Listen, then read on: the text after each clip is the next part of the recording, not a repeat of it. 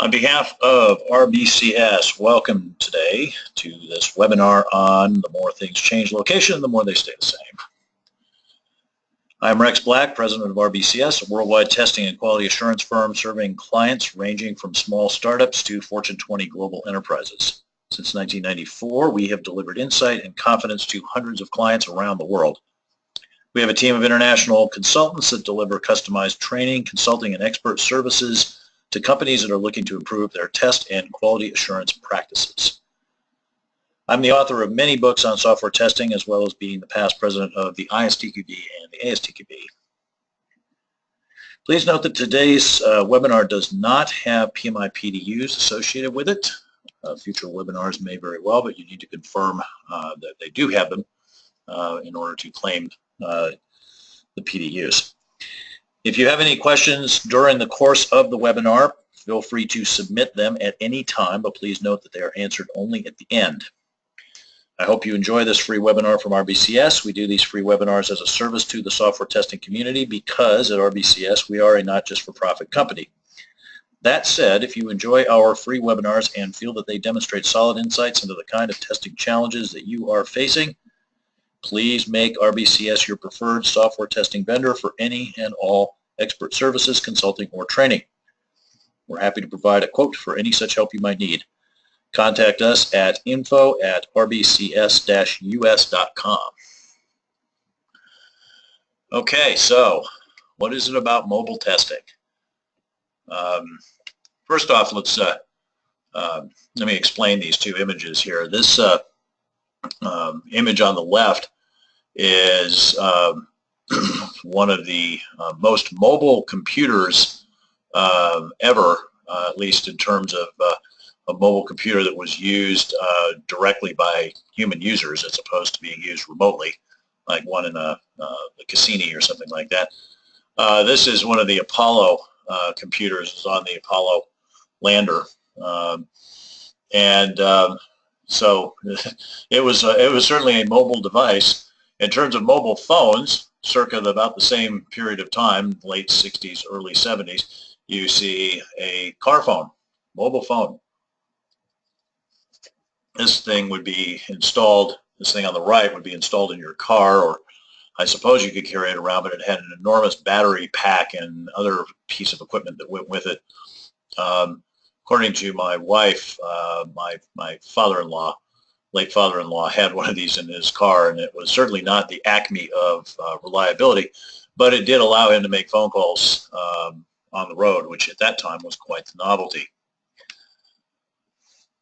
So certainly mobile computing and mobile phones have changed quite a bit since the 1960s, and they have merged. They are now, you have way more computing power in your mobile phone than was in that Apollo computer. And of course, the Apollo computer was there to do exactly one thing, and there are millions and millions of apps available for your mobile phone that can do all sorts of different things. Which has changed not only the whole idea of the phone from being primarily a talking device to being a computer that happens to be able to make phone calls. And we use the computer, which is a phone, for all sorts of things that you wouldn't have 20 years ago thought of using a computer for, like the whole idea of getting directions. I mean, even a laptop computer, which is portable and could be bolted into a dashboard of a car like police use, doesn't typically have GPS sensors in it, at least it didn't then, and would not be very useful for giving you directions. Now, PCs continue to be important, but people spend a lot more time on mobile apps, as we'll see, and there's some very interesting changes going on there, as I'll point out towards the end of this presentation. And if you're testing mobile apps, you have to be aware of how they are different than PC apps, and be aware of how you need to test them differently than you would test a PC app. Now, that said, though, the best practices of testing, the test techniques, remain the same. It's just that they have to be applied in the service of different kinds of things. So let's take a look at what changes and what doesn't change here. So in terms of what's the same, the techniques and the considerations that you bring to testing are the same. So black box techniques, white box techniques, these are still relevant. Anybody who tells you, oh, you don't have to worry about decision tables, or oh, you don't have to worry about state diagrams when you're testing mobile apps, doesn't really know what they're talking about. Automation is still important, especially for regression, because typically mobile apps change very rapidly, as we'll discuss.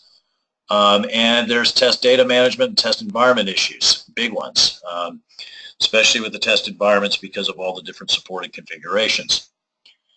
Now, another thing that's still the same is software is buggy. There is certainly no evidence whatsoever that mobile apps are less buggy than other software just because they're simpler in some way. They may do fewer things. That doesn't mean that from a point of view of frequency of failure, they're less likely to fail. In fact, if anything, I would say it's probably the other way around, though, again, there's no real studies that have been done on this to date. As with any application, there are quality risks that go beyond just functional failures. Usability, performance, and reliability in particular tend to be categories of potential functional failures that are very important, and you need to test those just as you would with a non-mobile type of app. People are starting to do safety critical and mission critical things on mobile apps, and it's very dangerous to assume that, well, it's a mobile app, so we don't need to test it as much. We have a client that uses, in part, mobile apps in healthcare management systems, hospitals and pharmacies and so forth, and you definitely want the mobile app to be working reliably when a doctor is counting on it to make decisions that are associated with your health and safety. So these need to be tested very, very thoroughly, of course. And skills growth, as in testing anywhere, remains a constant consideration. Technology is changing very, very quickly. Things are constantly growing in terms of what the phones are capable of doing, and then the apps grow to exploit those new capabilities. This is all part of what I would suspect is a desperate effort on the part of mobile device makers to avoid the commoditization trap that took all of the profit out of selling desktop and laptop PCs, with the exception of certain specialized types of desktop and laptop PCs, like the ruggedized laptop that I use because I travel so much. For the most part, you just can't make a dime selling PCs anymore because they got completely commoditized. That's not a good place to be. You don't make a lot of profit. So I think phone makers are constantly trying to push new stuff.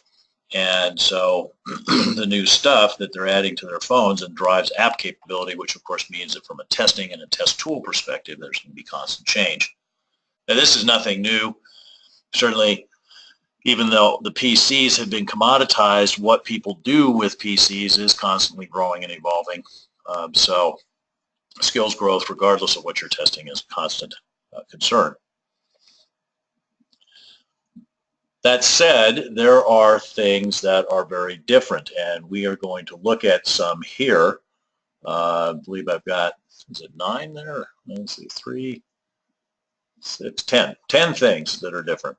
Now, I don't claim that this list of 10 differences is in any way exhaustive, complete. I think it's certainly a good starting point and stuff that everybody should be aware of if you're testing mobile apps. There may be specific things for your app that are of concern that are different, that are not on this list. So don't leave saying, oh, yay, now I know everything I need to know about testing mobile apps. This is here for food for thought to get you thinking, not permission to turn your brain off. So let's take a look at these areas. Okay, mobile devices and thus mobile apps are often aware of things that are going on in the world around them beyond what would typically be the case with a PC or a typical traditional server. have heart rate monitors, accelerometers that look at motion, GPS devices that check to see where you are. And apps can be affected directly or indirectly by sensors. So device orientation can cause the screen to reorient, which then, of course, can change the way that the output looks. And in addition, there may very well be peripherals. So you can have external Bluetooth keyboards, one that I use with my Android phone. I have an adapter for my Android phone that's supposed to adapt USB to HDMI, though it really doesn't work very well, but it's supposed to work. And you would want to make sure that from a testing point of view, you want to know what sensors and peripherals are used by your app, or directly or indirectly. And be careful with this, because this can be a huge list. I had a client talking to me about the cubic meter of devices that affect their testing. And he was being kind of ironic, but it's still a potential issue that you could have a very large amount of potential testing configuration. So what you want to do is use equivalence partitioning and boundary value analysis to try to shrink that list to a manageable size. And you may even apply risk analysis to try to identify certain configurations, sensors, and peripherals that just aren't all that important, and that you can more or less safely ignore. If you're wondering what this picture is, by the way, it's a GPS satellite. So that signal that tells your phone where you are is coming from something that looks like that, out of space down to your phone. So lots of apps, lots of mobile apps do rely on connectivity to work, and others may not rely on it, but they behave differently depending on whether they do or don't have a connection. And the type of connection can be important here too. So do you have a Wi-Fi connection, or do you have a mobile data connection? Now, mobile connections, you can have different kinds of generations of connection. The speed can be different depending not only on the generation, but also the strength of the signal, of course. And you may have data restrictions. So, for example, I always set my phone up to not download data internationally over the mobile network, because I get charged on my right arm for that. So, your app has to be able to know, oh, I have a data connection theoretically, but I'm not allowed to download any data off it. And Wi-Fi connectivity can be equally variable. And to make this even more fun, something that happens with mobile devices that is much less likely to happen with a PC device is a connection can change or be lost in the middle of something happening. Now, I say this is less likely to happen with a PC because the PC is probably not moving. So it's not changing in relationship to the transmitter that it's trying to communicate with, more typically, or may not even be using a transmitter at all. It might be using a wire. So, of course, those signals, Wi-Fi and wired connections to a PC, can go down, but it's much, much less likely, and they're certainly not likely to be in a constant state of flux. So techniques that can be useful for looking at connectivity and figuring out how to test connectivity are things like decision tables, use cases, state-based testing, and if necessary, pairwise testing. Because sometimes what can happen is that connectivity changes on one connection can affect the way the other connections behave, and you want to make sure that you've looked at combinations when it's high risk. I have a podcast application that I use that it gets really, really flaky if the wireless connection is going up and down, even if it's not downloading. I guess there's some sort of interruption that's happening from the operating system that is not being handled well by the podcast application. But whatever it is, the audio just sounds horrible. It's just like click, click, click, click, and stop and start, and it's just really bad. If I turn the Wi-Fi off when the Wi-Fi is unreliable, that stops. If the Wi-Fi is on, the Wi-Fi is reliable, no problem. So, these are things you might want to look at. And of course, if apps are meant to be used in motion, which typically a mobile app will, you want to make sure that you test what happens when it's in motion and how does varying signal strength and so forth affect connectivity and thus the behavior of your app. If you're sitting in a test lab bathed in a warm, invisible glow of super strong Wi-Fi signal, and you sit in a chair and test your mobile app, that's not necessarily meaningful results with respect to what your users in the great wide world are going to see. Now, some of you may, like me, have a degree in engineering. I have a degree in computer science and engineering, and that included an electrical engineering component, a fairly strong electrical engineering component. And so I have not really used that training all that much, that skills that I learned in college, but familiar enough to know that radios are weird. Radios are not the same as a wired digital connection. They do not behave the same way. When you sending bits down an Ethernet cable, for example, that's just different than information that's being transmitted over a radio.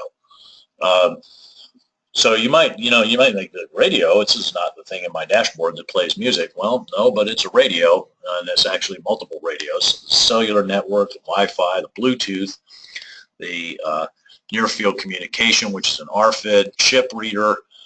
There can be other things in there.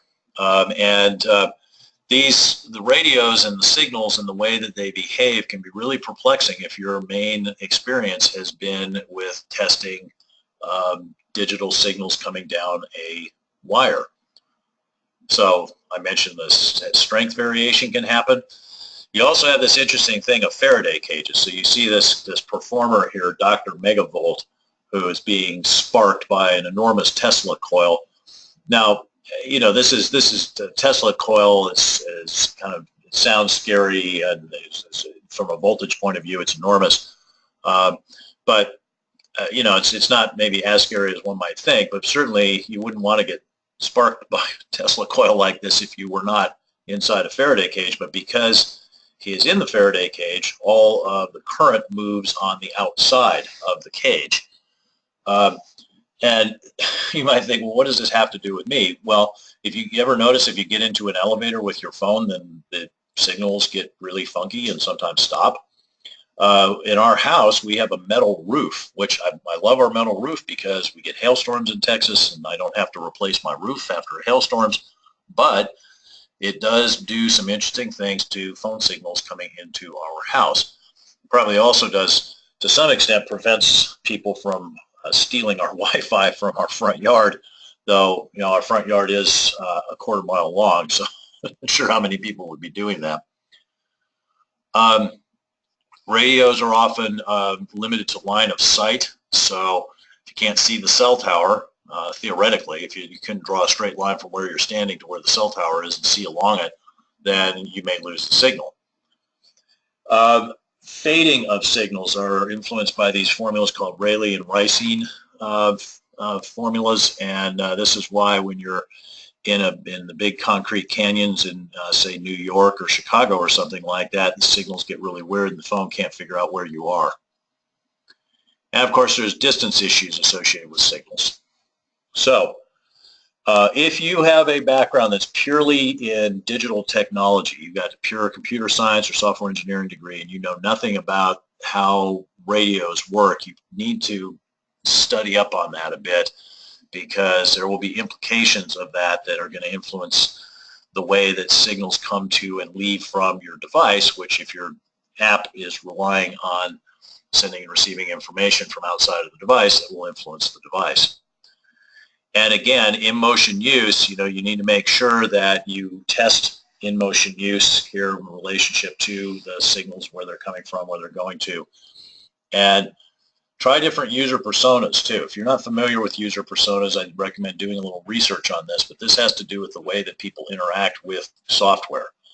And, you know, some people are a lot less patient than others. Myself, I'm not a very patient computer user, and so if the thing starts getting weird on me, the phone starts getting weird on me, I'm tempted many times to just power cycle the thing, reboot it, get it, you know, try it again.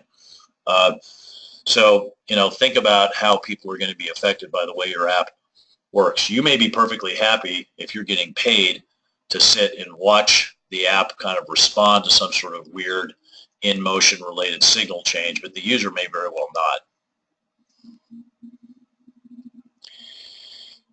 Now, here's another important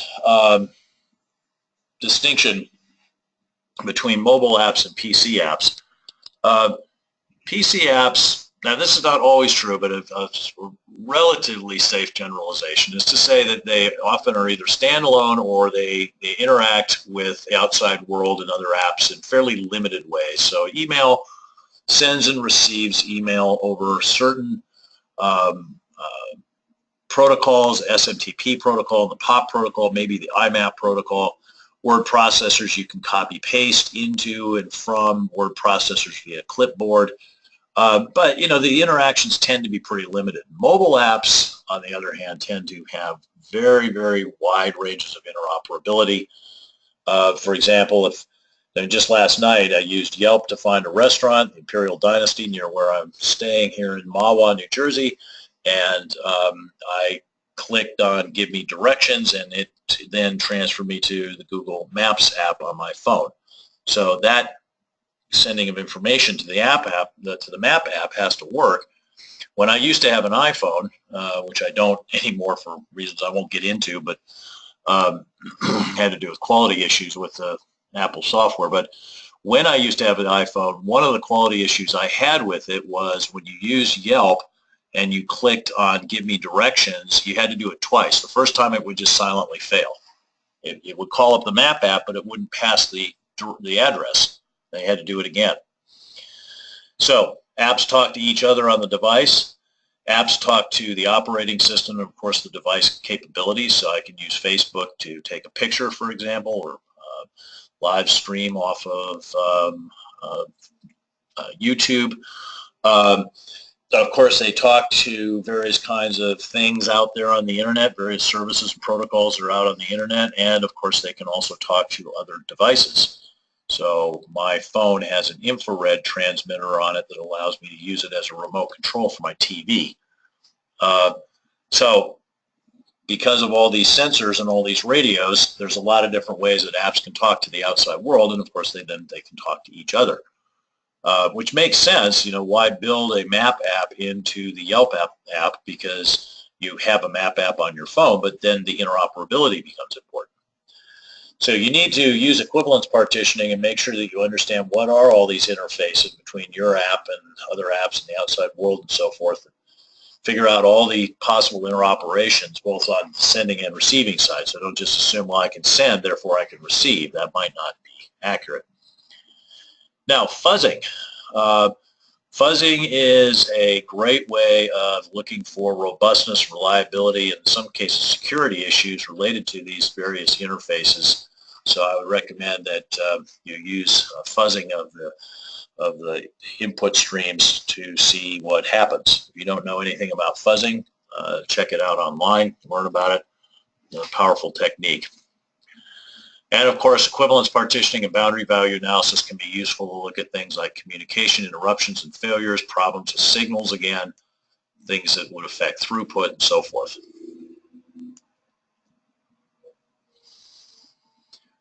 Now, a number of years ago, lithium was important to some people in pill form.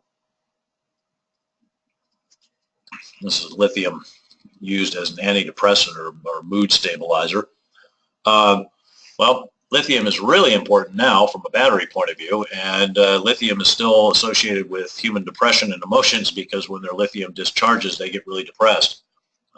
My daughters, when their phone batteries discharge, will be running around yelling, "Oh my God, I'm at 3%. So there's battery issues that you have to think about, how the battery is going to affect your app. Heat will affect the way that power is managed on the device, along with other things like power management settings. So you want to make sure that when you're testing your app, that you're not just sitting there with the thing plugged into a charger and it's at 100% and it's in an air-conditioned room. You know, especially if you're going to use the thing outside, you know, temperatures can vary and that can affect the way that the batteries behave. And batteries are weird. Batteries are physical things that use chemical reactions to create power. Or that use power to drive physical reactions when they're physical chemical reactions when they're charging. Now, if there are conditions that change, like a phone goes into power saving mode, and that changes the way your app behaves in terms of enabling and disabling features, you want to make sure that you've tested those changes. So look at things like decision tables, look at things like use cases, use state-based tests, and sequences of transitions can be important here. It can do something and then something else happens, and it's okay with that. Now, cell phones, mobile phones, for what they are amazingly powerful devices, but CPU, memory, and storage are pretty limited. So typical Windows PC is going to be about twice as powerful from a CPU point of view.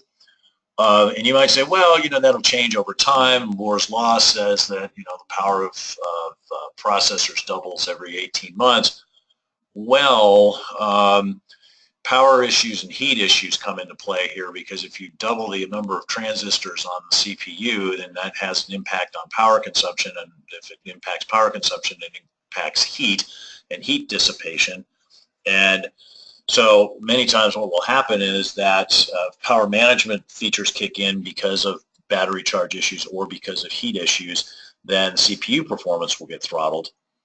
So you need to make sure that on the device side, you're looking at performance and reliability issues if you have a native app or a hybrid app, because that will have a pretty strong effect. You're relying very much on doing work on your CPU on your phone. Now, if you're doing a pure browser-based app, this is a little less of an issue because you're just relying on the browser. But it's still possible if there's got plugins or so forth involved that this could become an issue, bottleneck from a performance perspective. And of course, keep in mind that your app is often running with other apps running, so don't just test your app all by itself, running standalone, the only app running on the phone, because that's not likely to be a realistic scenario.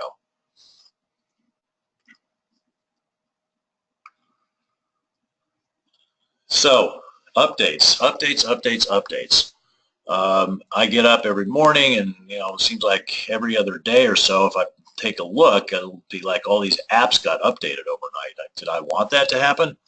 And I know I can turn that off, but the problem with that is that then you open yourself up to security issues, right? And we have the notorious Equifax failure that just occurred because of patches that should have been applied back in, I guess it was March, that weren't applied because I suppose people had other things on their priority list. This is a constant tug of war between keeping the lights on and adding new features in IT organizations. And whoever made that decision, of course, is not really thinking with a full set of information. But it does happen that turning off updates creates security risks. So by default, generally the updates will be on. So your apps are probably being updated frequently, and even if you're not updating your own app frequently for whatever reason, the other apps that are on the phone are being updated, or mobile device are being updated, and those interoperate with your app. So once again, we have regression risk. So to deal with this constant updating, you can either ignore the regression risk and hope for the best, which is not the brightest way to go about this, or figure out how to automate regression tests. Now, automating regression tests through a GUI always, regardless of platform, poses some real maintainability challenges. So think about alternate interfaces like command line interfaces, API interfaces, data layer interfaces that you can use to do some automation. There is, for example, a TCL and TK scripting available for Android, which is a nice lightweight command line approach to scripting. There are a lot of other options. I just throw that out there as one example. Don't consider it's like, oh, I've got to test through the GUI because otherwise that's not realistic. Well, perfect is the enemy of the good, as the saying goes. You don't want to say, well, if I can't test it, can't automate, but I test exactly the way that the users use things, then I'm not going to bother. Certainly, use of simulators is one of these reasonable compromises. Using outsourced test labs, using crowdsourcing perhaps can be options. Now, with outsourced test labs and crowdsourcing can pose some challenges to you if there's some intellectual property issues associated with getting your apps out there floating around. So you have to weigh that. Now, as I said, apps often talk to the outside world, and sometimes that's driven by the app itself. In other words, the app initiates the communication, but sometimes it's initiated by the outside world, as it were, some server somewhere. You can get weather updates, you can get Amber alerts, you can have social media notifications like Twitter and Facebook if you have your phone is set up to show those alerts. Obviously, phone calls, messages, navigational software. So you want to use equivalence partitioning, decision tables, state-based testing, and use case testing to try to identify the different ways that these interruptions can occur. And notice that the interruption may not be to your app directly, but the interruption may effectively preempt some amount of CPU and other resource that your app might be thinking was going to be there. And so that can cause interruptions. And of course, when you have issues with connectivity and power management going on here, that can further complicate it. So, you know, the Twitter notification comes in, and as that's interrupting your app, boom, the phone goes into a power saving mode because it drops below a certain percentage of battery. So you may want to try to identify different kinds of interactions, interruptions, connectivity changes in power management, and maybe use pairwise testing to see if there's some funkiness there of, you know, if this happens while this happens, at, you know, these two things at the same time, it trips up our app. I get the feeling that not a lot of app makers actually bother to do this, which I think is a problem because, you know, I see situations with my phone where when those interruptions occur, the behavior of some of the apps is not always graceful. Okay, well, what do we do when we want to interact with our phone? Do we bang away on a keyboard like this? Probably not. I learned to type on something much like this, which tells you what a dinosaur I am.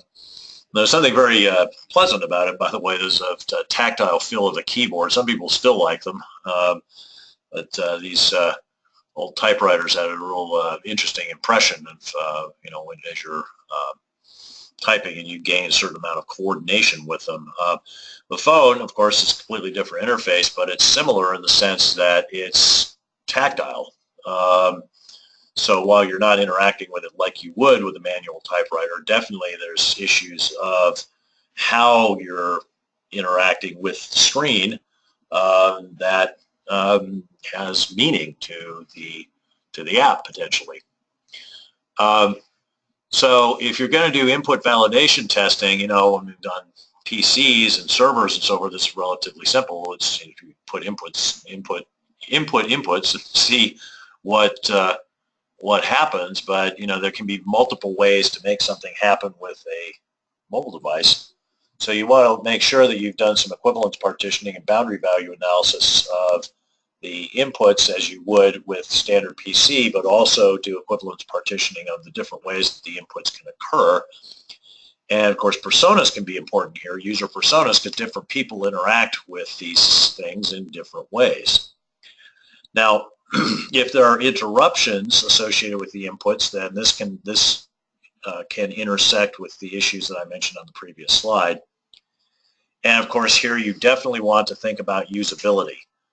So, you know, intersection of things like screen size and soft keyboards. I've used some apps, mobile apps, where the soft keyboard automatically pops up when you navigate to a particular field and it covers that field, or it covers some subsequent field, so it's not possible to navigate out of the field. I've seen this in Wi-Fi authentication at a number of hotels that Not sure who builds their websites, but they haven't really thought through all the mobile implications all the time. Now, here's something I alluded to earlier, that mobile apps are becoming more and more important. So if you look at this, this is 2008 to 2015. It's a couple years old, but there's no reason to think that the trend overall has changed. You can see that the number of hours per day per adult spent on mobile apps has increased dramatically. You see that it goes from 0.3 hours, 12% of total online interaction, digital interaction, in 2008, up to 2.8 hours, and over half of the interaction in 2015. Now, it's not that the PC use has necessarily gone down. That's stayed relatively flat. It's just that the use of the mobile apps has grown rapidly, and in fact exponentially. And if you remember from university, if you took calculus, you remember that the derivative, which is the rate of change, and the second derivative, which is the rate of change of the rate of change, on an exponential growth curve, the derivative, the second derivative, the rate of change of the rate of change, is also exponential. That's a quality of the exponential curve. So obviously at some point that stops because there's only so many hours in the day, at least on this graph. But if we were to look at this total across all users, adult and children, total across the world, that will still continue to grow. So not only is the usage growing exponentially, but the number of apps is growing, and not only the similar apps, so competition in the same space, but also invention of new spaces. So you can expect to see that the rate of technological change is going to pose challenges for the foreseeable future. This will be a very dynamic situation, probably more dynamic than testing of PCs. So to wind this up, testing of mobile apps is certainly still testing, and all of the best practices that apply to testing still apply, so mobile doesn't change everything. But there are important mobile-specific considerations, as in any sort of testing. The technology and implications of technology and the way that technology is used will change the way that the apps need to be tested. So certainly mobile apps have, I would say, more dimensions of testing to consider. We looked at 10 of them here, which are distinct to mobile.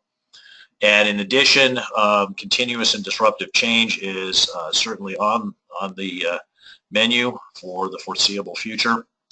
So you need to learn how to apply and extend testing best practices in your day-to-day mobile app work.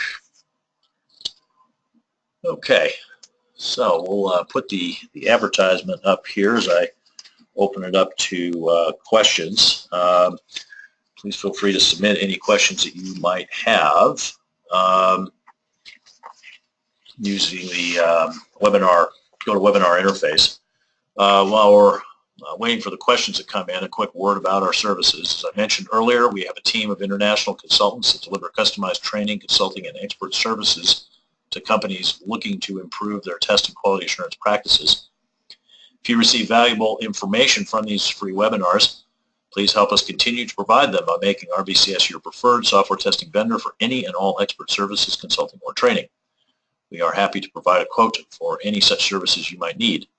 Contact us at info@rbcs-us.com. We've got an email question here to get us kicked off. Somebody's asking, is there ASTQB training and certification available for mobile testing? And the answer is yes, there is a ASTQB Certified Mobile Tester certificate that is out there. We offer training in that, as do a couple other training providers. We, of course, think ours is best, but that's just us. And training's available live, in-person classes on-site or public. It's also available via virtual classes and e-learning, so there's a lot of different ways to go about getting that. 2-day course, so it's a syllabus duration plus the exam, and it's a 40 question exam, 1 hour exam. So if you're new to mobile testing and you're looking to get your skills up, and so, you know, what are the fundamental things that I need to know about testing mobile apps, then that's a good place to start. Certainly you can download the syllabus off the ASTQB website. That's astqb.org. It's a free download, and download it and give it a read, and that will give you some ideas just by taking a look at that.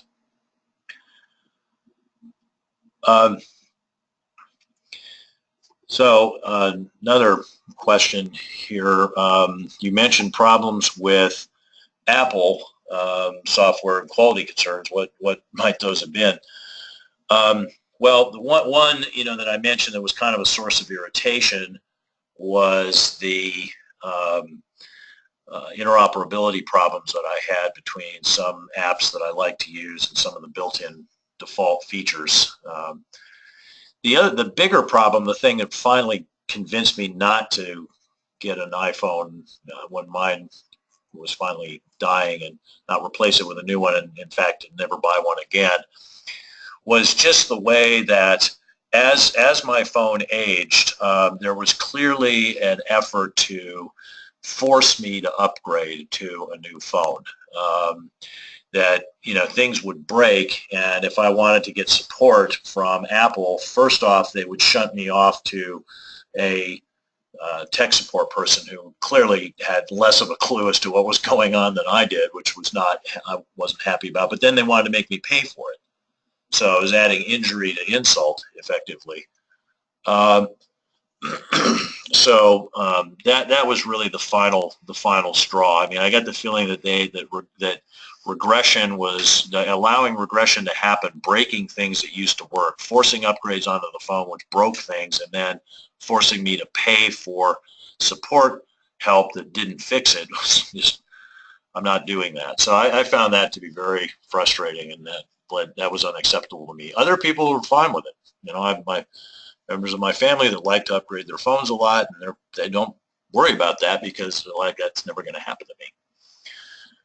Now, you know, I'm not here to say that Android is perfect by any means, and I also tried Windows, and I'm not using a Windows phone anymore. Wouldn't go back to it just because of the problems I had there. But I have plenty of problems with Android too. I think that just, you know, it's an issue of all of these aspects that I talked about that makes testing very challenging, and as a result, I think testing of mobile apps is not done as thoroughly as it should be, and a lot of quality problems are simply shunted off onto those of us users.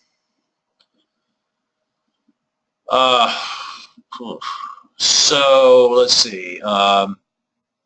Yogesh asks how to do app performance testing with hardware. I'm assuming you're talking about doing it actually on the device. So when you're thinking about performance from a mobile point of view, you have to remember that there are typically two components to this. There's server side and there's client side. Now, server side testing of the server side performance can be done in ways that are very typical, similar to testing of a browser-based app, because ultimately it's the same kind of thing. You've got an interface out there on the network that the app is talking to on the internet, typically, that the app is talking to. You know, the server on the other side of that doesn't necessarily care that much what the physical attributes of the originating device is.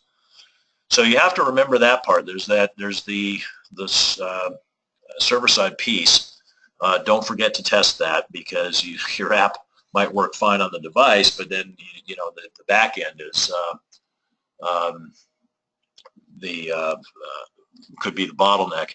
Now, another thing about performance testing is not only do you have to test server side, you also have to think about network, because network bandwidth can also be the bottleneck. So when you're doing server-side testing, making sure that you're actually simulating realistic network connectivity from your device to the server side. This will be a little bit different than the standard browser-based type of app testing. Now, on the client side, for performance, it's very important to determine, what's the implementation of the app. Is it native? Is it hybrid? Is it browser-based? Because that's going to have different type of footprint, different type of performance considerations. So you need to understand, what is it, and then, the kinds of issues that I talked about here have to be considered. So you don't, for example, want to do your performance testing on a high-end device and not do any performance testing on a more typical or low-end device, because, you will miss problems. I got a comment from Yogesh here. Regression testing happens continuously, so it has to be irritated to the user. Well, I think Yogesh, to be blunt about it, I think for a lot of apps, the only regression testing that's actually going on is being done by the user. In the case of people that are actually doing the right thing and putting regression testing in place for their apps, yes, it does need to be automated. Ideally, it would be something that's part of your continuous integration framework, assuming you're doing some agile-ish type of life cycle, and you would be making sure that those tests are running as changes are made. And again, to go back to my comment about the perfect being the enemy of the good, just because you can't automate 100% of what you would automate from a regression point of view doesn't mean give up and don't bother to do anything.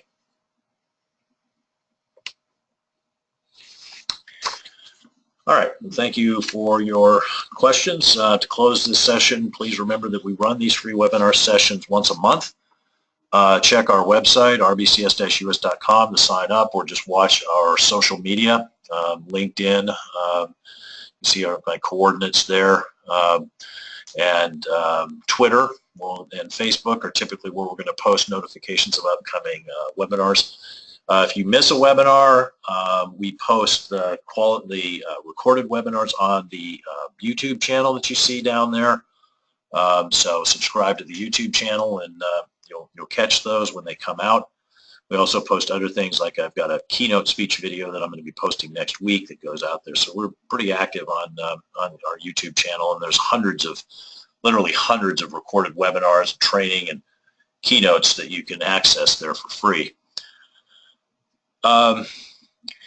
So connect with us, follow us on social media, connect with me on LinkedIn. If you like this webinar and want to get similar kinds of information, you can just send me a connection request on LinkedIn, and I'll connect with you, keep you up to date. So all of these things that I've been mentioning here, these are our free services, our social media posts, and YouTube and so forth, LinkedIn articles. And we offer these free resources as a service to the software testing community, because at RBCS we are a not just for profit company, but don't forget, we need to keep the lights on. So please do make RBCS your preferred software testing vendor for any and all expert services, consulting, or training.